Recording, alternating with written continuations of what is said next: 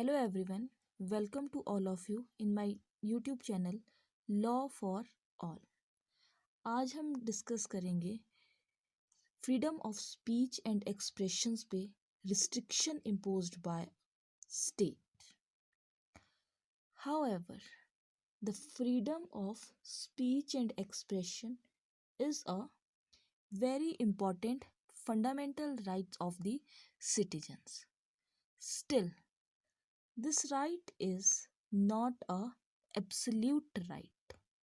The state can impose certain reasonable restrictions. The grounds of restrictions. First, very important ground is sovereignty and integrity of India. ये term हमने preamble में बहुत अच्छे से पढ़ी है। प्रेम्बल ने the term sovereignty and integrity को बहुत अच्छे से एक्सप्लेन किया है, क्या मीनिंग है इस टर्म्स का। Next is security of the state.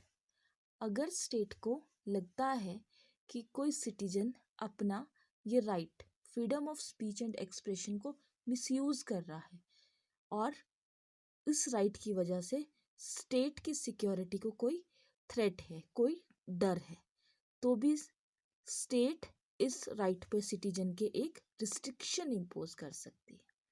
Next is friendly relations with foreign states. Friendly relation with foreign state. Next public order, morality, defamation, contempt of court etcetera. इन सभी ग्राउंड्स पर state can impose reasonable restrictions on the exercise of freedom of speech and expression of citizens.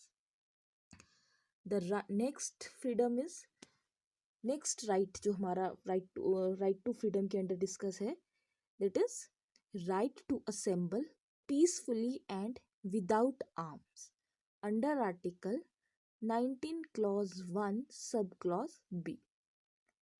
This right allows citizen to gather peacefully without weapons, without arms. This right does not protect violent gathering.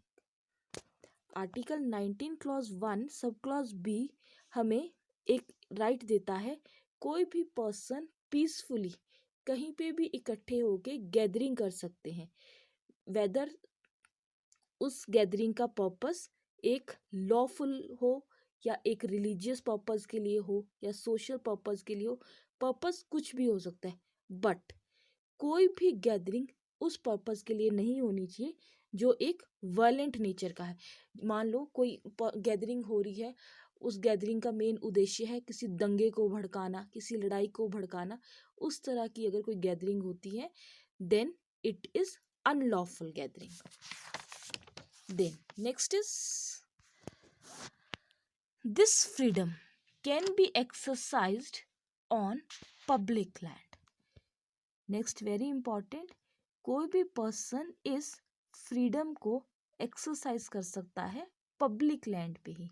ऐसा नहीं है कि आप इस right को किसी की private property पे भी ले सकते हैं, कि अगर आप कहीं प्राइवेट प्रॉपर्टी पे कोई असेंबली कर देते हैं, इकट्ठे कर देते हैं गैदरिंग की यहाँ पे हमारा फंडामेंटल राइट है, तो इट मीन्स आप अपने राइट को मिसयूज कर रहे हैं। पब्लिक लैंड पे आप कोई गैदरिंग अपना इस राइट को यूज कर सकते हैं। Now two grounds reasonable restriction. Freedom of assembly पे भी हमारे दो ग्राउंड्स पे रीजनेबल रिस्ट्रिक्शन लग सकती है। First ground is sovereignty and integrity of India and second ground is public order. Sovereignty and integrity of India same जो हमने अपने first freedom of speech and expression में पढ़ा, and second ground is public order.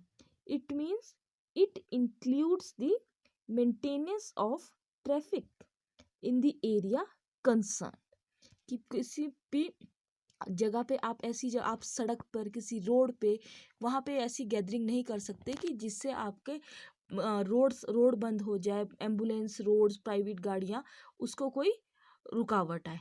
उस जगह पे जो gathering होगी that is wrong gathering. It means वहाँ पे हम अपने फंडामेंटल राइट को प्रोटेक्ट नहीं कर रहे हैं, हम ये नहीं कह सकते कि हम अपना फंडामेंटल राइट यूज कर रहे हैं।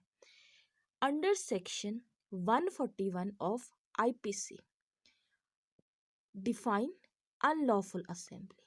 Now, unlawful assembly or means if 5 or more person become unlawful if the object is to forcefully occupy the property of some person, to commit any mischief or criminal trespass, to force some person to do an illegal act, and to threaten the government or its officers on exercising the lawful powers.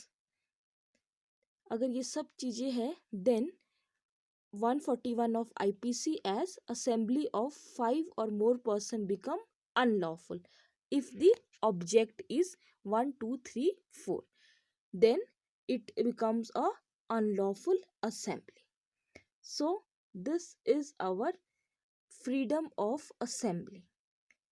In our next video we will discuss about next rights, that is freedom of associations, right to move freely throughout the territory of India, right to practice any profession or carry to any occupation, trade or business.